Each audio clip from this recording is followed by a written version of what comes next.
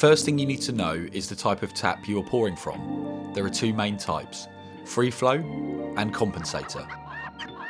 With a Freeflow tap, start by pulling the handle all the way down towards you in one smooth motion. Angle the glass at 45 degrees and allow the pint to fill at a pace of around 10 to 15 seconds. Too fast and you'll get fobbing, too slow and you're keeping the customer waiting unnecessarily. As it starts to fill up, you can slowly straighten the glass to an upright position. Bring the nozzle up out of the glass as it fills.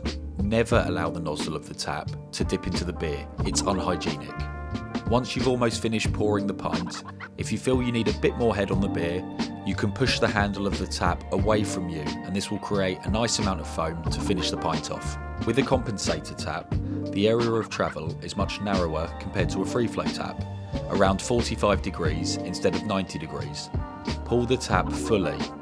Aim for a 10 to 15 second pour. Again, the tap can be pushed away from you at the end if you need to top up the head.